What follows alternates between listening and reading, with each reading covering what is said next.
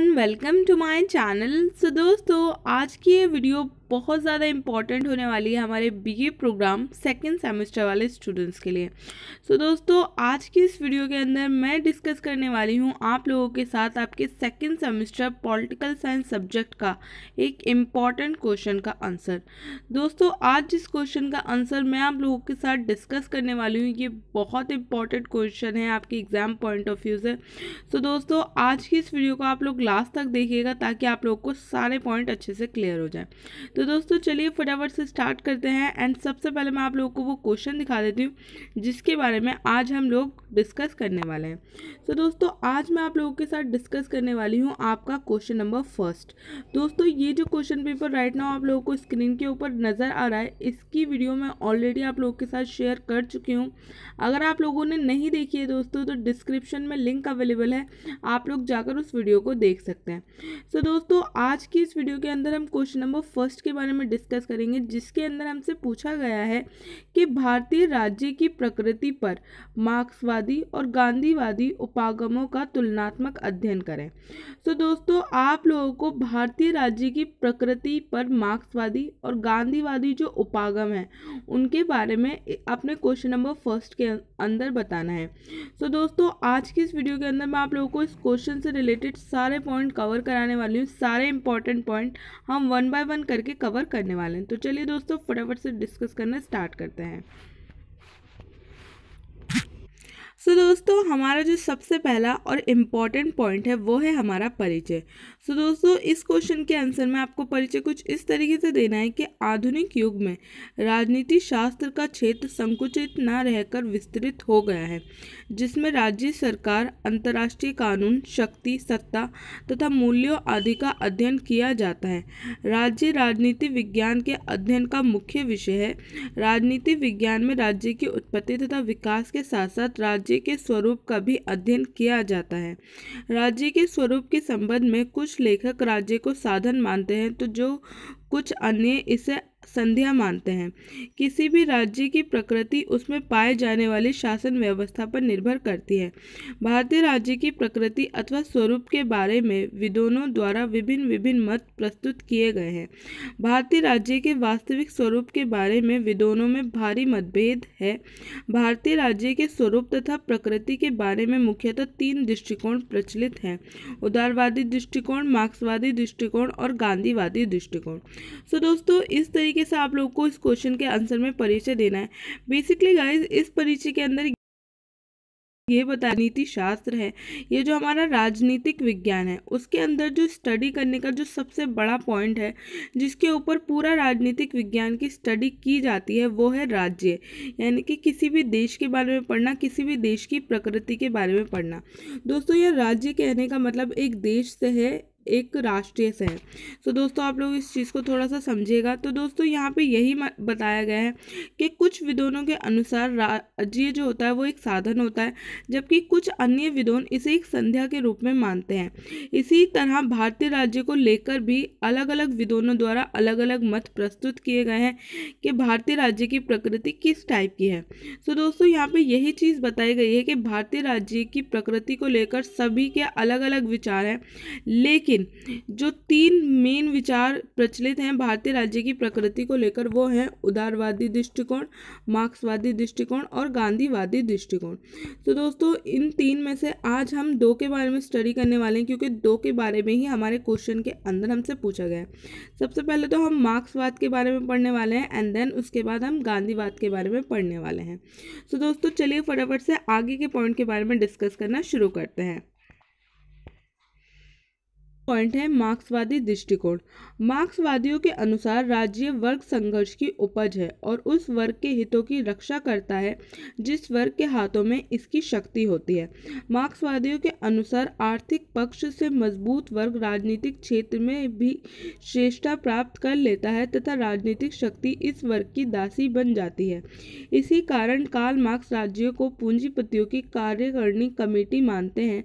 मार्क्सवादियों का विचार है कि भारत में मुट्ठी भर पूंजीपति, उद्योगपति और जमींदारों का एक छोटा सा वर्ग जिसका राज्य सत्ता पर अधिकार है तथा भारत का समस्त प्रशासनिक ढांचा इस वर्ग के हितों की रक्षा करता है। दूसरा वर्ग जिसमें करोड़ों मजदूर, किसान सम्मिलित हैं, का राजनीतिक सत्ता पर कोई अधिकार नहीं है। अंततः भारत में अमीर वर्ग इस निम्न वर्ग का सदैव शोषण करता रहा है।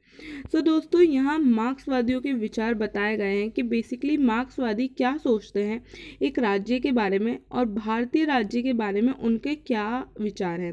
तो दोस्तों यहाँ बताया गया है कि जो हमारे मार्क्सवादी हैं वो ये मानते हैं कि जो राज्य होता है वो वर्ग संघर्ष की उपज है, यानी कि वर्गों के बीच जो संघर्ष होता है राज्य उसकी उपज है, तथा जो राज्य होता है वो कुछ ऐसे लोगों के हितों की रक्षा करता है जिनके हाथ में पूरे राज्य की शक्ति होती है। इसलिए मार्क्सवादी राज्य के पक्ष में बिल्कुल भी नहीं है। मार्क्सवादियों के अनुसार राज्य बिल्कुल भी अच्छी चीज नहीं है। इसी तरीके से मार्क्सवादी ये बताते हैं कि किस तरीके से राज्य में रहते हुए कुछ मुट्ठी भर लोग एक बहुत बड़ी जनसंख्या के ऊपर अधिकार कर लेते हैं, क्योंकि राज्य की जितनी भी शक्तियाँ होती हैं वो उनके ही हाथों में होती हैं। तो दोस्तों इस तरीके से आप लोगों को इस पॉइंट को ध्यान रखना है। यहाँ पे कार्ल मार्क्स कहते हैं कि राज्य को पूंजीपतियों की कार्यकारिणी कमेटी कहते हैं मार्क्सवादी, यानी कि कार्ल मार्क्स, और ये बताते हैं कि मार्क्सवादियों के अनुसार भारत में मुट्ठी भर पूंजीपति, उद्योगपति और जमींदारों का एक छोटा सा वर्ग करोड़ों मजदूरों और किसानों के एक बहुत बड़े वर्ग पर अत्याचार करता है, उनका शोषण करता है। तो दोस्तों ये आपका फर्स्ट पॉइंट है, इसको आपको इस तरीके से ध्यान रखना है। अब बात करते हैं हम हमारे नेक्स्ट पॉइंट की गाइस, जो कि है भारत एक पूंजीवादी राज्य है। तो मार्क्सवादियों के अनुसार मार्क्सवादियों का विचार है कि भारत के संविधान निर्माता संविधान को समाजवाद के अनुरूप ढालने में असमर्थ रहे हैं। संविधान सभा में समाजवादी दल अथवा कम्युनिस्ट दल का कोई औपचारिक प्रतिनिधि नहीं था। संविधान सभा में कुछ सदस्य ऐसे थे जो समाजवादी व्यवस्था और समाजवादी अर्थव्यवस्था स्थापित करने के पक्ष में थे, परंतु इन सदस्यों को अधिक समर्थन प्राप्त नहीं हुआ। कुल मिलाकर संविधान सभा के सदस्यों के सोच भारत के आर्थिक ढांचे में क्रांतिकारी परिवर्तन लाने की नहीं थी। के.टी. शाह और वी.डी. त्रिपाठी जैसे सदस्यों ने संविधान प्राकृतिक संसाधनों का राष्ट्रीयकरण किए जाने के विचार पेश किए थे, परंतु उनके इस विचार को अस्वीकार कर दिया गया। सो दोस्तों यहाँ इस पॉइंट के अंदर ये बताया गया है बेसिकली जो हमारे मार्क्सवादी थिंकर हैं वो ये मानते हैं दोस्तों कि जितने भी हमारे संसाधन होते हैं, जो भी राज्य के यानी कि एक देश के संसाधन होते हैं, फिर चाहे वो कंपनीज हों, उत्पादन के संसाधन हो या जो हमारे प्राकृतिक संसाधन हैं वो हों, इन सभी के ऊपर बेसिकली एक राज्य का अधिकार होना चाहिए, ना कि पूंजीपतियों का। मार्क्सवादियों का ये विचार है कि ये सारे संसाधन अगर एक राज्य के अंदर होंगे, एक राज्य के पास होंगे, तो राज्य के अंदर सभी लोगों को इन संसाधनों का बराबर यानी कि इक्वल लाभ मिलेगा। लेकिन जब राजनीतिक सत्ता पर किसी एक पक्ष का अधिकार हो जाता है, किसी एक पक्ष के लोग ज़्यादातर साधनों का यूज़ करने लगते हैं, तो उस टाइम पे जो दूसरा वर्ग होता है, जो निम्न वर्ग होता है, उसका शोषण किया जाने लगता है उच्च वर्ग के हाथों। तो दोस्तों मार्क्सवादी ये कहते हैं कि मार्क्सवादियों का ये विचार है बेसिकली कि जो उत्पादन के साधन हैं उनको ना राज्य के अंडर में होना चाहिए, तभी एक अच्छी व्यवस्था बनाई जा सकती है।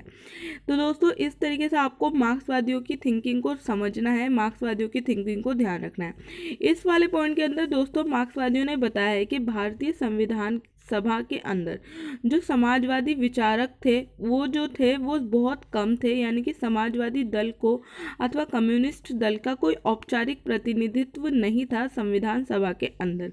इसके अलावा जो हमारी संविधान सभा है उसने समाजवादी रूप देने की कोशिश तो की थी हमारे संविधान को, लेकिन इसमें वो असमर्थ रही। इसके अलावा दोस्तों यहाँ पे और भी चीज़ें बताई गई हैं, जो कि जैसे कि यहाँ पे बताया गया है कि हमारी संविधान सभा के अंदर कुछ लोग थे जिसमें कि टी.के. शाह और वी.डी. त्रिपाठी थे, जिन्होंने इस बात को कहा था कि जो उद्योग हैं और जो प्राकृतिक संसाधन हैं उनका राष्ट्रीयकरण किया जाना चाहिए, यानी कि ये सारे संसाधन राष्ट्रीय के हाथों में रहने चाहिए। किसी भी एक बड़े वर्ग का या फिर पूंजी पूंजीपति वर्ग का इसके ऊपर अधिकार नहीं होना चाहिए ताकि ये सबको इक्वली मिल सके, लेकिन उनके इस विचार को ज़्यादा सपोर्ट नहीं मिला और उनके इस विचार को अस्वीकार कर दिया गया।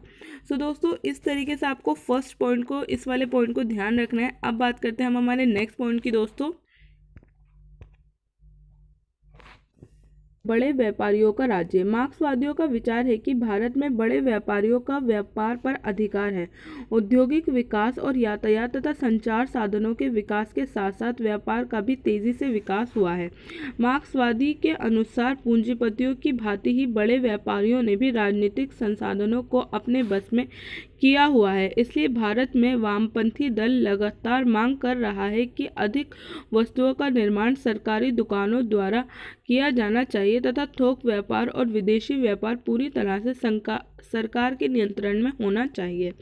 तो दोस्तों, सेकंड पॉइंट के अंदर भी यही बताया गया है कि किस तरीके से जो बड़े बड़े बिजनेसमैन होते हैं वो जितने भी संसाधन होते हैं जिनसे कि उत्पादन किया जाता है उनके ऊपर अधिकार कर लेते हैं और इसी वजह से उन लोगों का जो वर्चस्व होता है वो राजनीतिक में भी देखने को हमें मिलता है। जैसे कि अगर हम लोग आज का एग्जाम्पल लें दोस्तों, तो आप लोग देखते होंगे कि आज के टाइम पे जो पॉलिटिकल पार्टीज होती हैं उनको बहुत सारा चंदा दिया जाता है बिजनेसमैन की ओर से, यानी कि जितने भी बड़े बड़े इंडस्ट्री, जो भी बड़े बड़े उद्योगपति होते हैं उनके द्वारा बहुत सारा चंदा दिया जाता है हमारी राजनीतिक पार्टियों को। तो वो इसीलिए ही दिया जाता है ताकि राजनीतिक पार्टियां उनके वश में रहें और वो उनके अकॉर्डिंग काम करें। तो दोस्तों, इस पॉइंट को आपको इस तरीके से ध्यान रखना है। अब बात करते हैं हम हमारे नेक्स्ट पॉइंट की, जो कि है राजनीतिक संस्थाओं पर अमीरों का नियंत्रण। इसमें कोई संदेह नहीं है कि संविधान के अनुसार भारत में लोकतंत्रीय प्रणाली की सरकार अपनाई गई है, परंतु मार्क्सवादियों का विचार है कि जब तक समाज वर्गों में बटा हुआ है तब तक वास्तविक लोकतंत्र असंभव है। उनका विचार है कि राजनीतिक संस्थाएं जैसे कि सदन, विधानमंडल और मंत्री परिषदों इत्यादि पर अमीरों का नियंत्रण है। गरीब व्यक्ति इन राजनीतिक संस्थाओं के सदस्य नहीं बन सकते क्योंकि उनके पास चुनाव लड़ने के लिए आवश्यक साधन नहीं है। गरीब व्यक्ति तो स्वतंत्रता से अपने मत अधिकार का प्रयोग भी नहीं कर पाता है। सदन, विधानमंडल और मंत्री परिषद के सदस्यों की सामाजिक और आर्थिक स्तर से संबंधित आंकड़े हमारे पास नहीं है, परंतु फिर भी हम ये अवश्य कह सकते हैं कि इन संस्थाओं में गरीबों और मजदूरों के लिए कोई स्थान नहीं है।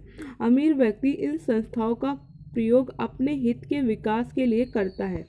तो दोस्तों, यहाँ पे इस पॉइंट के अंदर ये बताया गया है कि जो राजनीतिक संस्थान है, चाहे फिर वो हमारी सदन हो, विधानमंडल हो या फिर हमारी मंत्री परिषद हो, इसके अंदर जो भी लोग हैं इस वक्त, जो भी लोग चुनकर गए हैं लोगों द्वारा, वो सभी लोग एक अमीर वर्ग से आते हैं, एक अमीर वर्ग को बिलोंग करते हैं। गरीब व्यक्ति इन राजनीतिक संस्थाओं का मेंबर नहीं है, जिसकी वजह से जितने भी अमीर व्यक्ति हैं वो इन राजनीतिक संस्थाओं का उपयोग अपने हित के लिए करते हैं, अपने हितों को पूरा करने के लिए करते हैं, ना कि गरीबों की मदद करने के लिए। यहाँ पे ये भी बताया गया है कि गरीब व्यक्ति कभी भी इन संस्थाओं का मेंबर नहीं बन पाता है क्योंकि उसके पास चुनाव लड़ने के पैसे नहीं होते हैं, प्लस वो जो उसका मत अधिकार यानी कि जो वोट डालने का जो उसका अधिकार होता है उसका भी स्वतंत्रता से उपयोग नहीं कर पाता है, क्योंकि बहुत सारी पॉलिटिकल पार्टी ऐसी होती है जो कि लोगों के ऊपर प्रेशर डालती हैं कि वो उन्हीं के कैंडिडेट को वोट दे। तो दोस्तों, इस तरीके से आप लोगों को इस चीज़ को ध्यान रखना है और आप लोगों को इस चीज़ को समझना है। अब बात करते हैं दोस्तों हम हमारे नेक्स्ट पॉइंट की, जो कि है पॉइंट है गांधीवादी दृष्टिकोण। तो दोस्तों, गांधी जी के भारतीय राज्य को लेकर क्या विचार हैं इसके बारे में हम फटाफट से देख लेते हैं। तो दोस्तों, गांधी जी के वर्तमान राज्य के स्वरूप की आलोचना करते हैं। उनके अनुसार वर्तमान राज्य हिंसा पर आधारित है, जो व्यक्ति की स्वतंत्रता की रक्षा नहीं कर सकता है। वे राज्य को भय की दृष्टि से देखते हैं क्योंकि उनके अनुसार वह संगठित हिंसा पर आधारित है। उनके अनुसार राज्य आत्महीन मशीन है जिसे हिंसा से अलग नहीं किया जा सकता। अंततः वे एक आदर्श राज्य की स्थापना करने के पक्ष में हैं। तो दोस्तों गांधी जी भी जो वर्तमान राज्य का स्वरूप है उसका विरोध करते हैं, उसके पक्ष में नहीं है, क्योंकि गांधी जी ये मानते हैं कि जो वर्तमान राज्य का स्वरूप है वो हिंसा पर आधारित है। जबकि हम सभी इस चीज़ को जानते हैं कि गांधी जी अहिंसा में विश्वास रखते थे, हिंसा से उन्हें बहुत नफरत थी। तो दोस्तों गांधी जी यही मानते हैं कि वर्तमान राज्य का जो स्वरूप है वो हिंसा पर आधारित है और इस राज्य के स्वरूप को समाप्त कर कर हमें एक ऐसे राज्य की स्थापना करनी चाहिए जिसके अंदर हिंसा कुछ भी ना हो, हिंसा जैसी कोई भी चीज़ ना हो। तो दोस्तों इस पॉइंट को आपको इस तरीके से ध्यान रखना है। अब बात करते हैं हम हमारे नेक्स्ट पॉइंट की दोस्तों, जो कि है वह शोषण और हिंसा पर आधारित वर्तमान राजनीतिक ढांचे को समाप्त करके इसे एक ऐसी व्यवस्था में प्रतिस्थापित करना चाहते हैं जो प्रत्येक व्यक्ति की सहमति पर आधारित हो और जिसका उद्देश्य अहिंसात्मक तरीके से व्यक्ति की भलाई करना हो। इस विकल्प के रूप में गांधी एक राज्य विहीन राज्य व्यवस्था की चर्चा करते हैं जिसमें सामाजिक दृष्टिकोण से उत्तरदायी और नैतिक दृष्टिकोण से अनुशासित नर और नारी एक दूसरे को कभी हानि न पहुंचाएं और जिन्हें राज्य व्यवस्था की खास आवश्यकता नहीं होगी, परंतु क्योंकि ऐसा व्यवहारिक स्तर पर संभव नहीं है, अंततः गांधी ने एक व्यवस्थित अराजकतावादी व्यवस्था को चुना है जिसमें लोग अधिकतम स्वतंत्रता के अनुकूल न्यूनतम राजनीतिक व्यवस्था की आवश्यकता अनुभव करेंगे। तो दोस्तों गांधी जी कहते हैं कि हमें एक ऐसी व्यवस्था बनानी चाहिए कि जो राज्य विहीन हो, यानी कि जिसके अंदर राज्य जैसी कोई चीज़ ना हो, बल्कि उसके अंदर ये हो कि उसके अंदर जो भी लोग रहें, चाहे फिर वो एक लेडी हो या फिर एक मैन हो, यानी कि जो भी लोग, यानी कि जो भी नर और नारी उसके अंदर रहें, वो लोग सामाजिक दृष्टि से अपने नैतिक दृष्टिकोण से अनुशासित रहें और एक दूसरे को कभी हानि ना पहुंचाएं। लेकिन जिस व्यवस्था की बात गांधी जी करते हैं ऐसा वास्तविकता में पॉसिबल नहीं है, इसलिए गांधी जी एक ऐसी व्यवस्था को लागू करने की कोशिश करते हैं या लागू करने को कहते हैं जिसके अंदर अधिकतम स्वतंत्रता के अनुकूल न्यूनतम राजनीतिक व्यवस्था की आवश्यकता हो। तो दोस्तों इस पॉइंट को आपको इस तरीके से ध्यान रखना है, बिल्कुल सिंपल है, आप लोगों को अच्छे से क्लियर हो गया होगा। दोस्तों हमारा नेक्स्ट पॉइंट है, ये ऐसे राज्य होगा जिसमें प्रभु सत्ता समाज के प्रत्येक व्यक्ति में निवास करेगी जो अपना शासक खुद होगा। इस व्यवस्था के 3 पक्ष हैं, ग्राम जनपद पर आधारित अहिंसात्मक राज्य, स्वराज तथा राम राज्य। तो दोस्तों ये हमारा लास्ट पॉइंट है। दोस्तों एक लास्ट के अंदर आपको एक छोटा सा निष्कर्ष ज़रूर लिखना है जो कि इम्पॉर्टेंट है आप लोगों के लिए। निष्कर्ष आप लोग इस तरीके से लिखेंगे दोस्तों कि अंत में हम इस निष्कर्ष पर पहुंचते हैं कि मार्क्सवादियों के अनुसार जहां राज्य एक पूंजीपतियों द्वारा शासित व्यवस्था है, वहीं दूसरी ओर गांधी इसे हिंसा पर आधारित एक व्यवस्था मानते हैं। मार्क्सवादियों द्वारा ये मांग की जाती है कि राज्य के सभी संसाधनों पर सरकार का नियंत्रण होना चाहिए, जबकि गांधी एक राज्य विहीन व्यवस्था की कल्पना करते हैं। इस तरह दोनों ही राज्य की अवधारणा में अपने अनुसार बदलाव करना चाहते हैं। तो दोस्तों यहाँ पे हमारा ये पूरा आंसर फिनिश होता है। दोस्तों इस तरीके से आप लोगों को क्वेश्चन नंबर 1 का आंसर लिखना है। तो दोस्तों होप सो आप लोगों को सारे पॉइंट अच्छे से क्लियर हो गए होंगे। दोस्तों कोई भी प्रॉब्लम हो तो आप लोग मुझे नीचे कमेंट करके पूछ सकते हैं, मैं आप लोगों के कमेंट का रिप्लाई ज़रूर करूँगी। एंड दोस्तों आज की इस वीडियो की मेरी मेहनत आपको अच्छी लगी हो तो प्लीज़ इस वीडियो को लाइक कर दीजिएगा, अपने दोस्तों के साथ शेयर कर दीजिएगा। एंड यस, चैनल के ऊपर आप लोग पहली बार आएँ तो सब्सक्राइब करना मत भूलिएगा। तो दोस्तों आज की इस वीडियो में बस इतना ही, मिलती हूँ मैं आप सबसे नेक्स्ट वीडियो के अंदर, तब तक के लिए थैंक यू सो मच।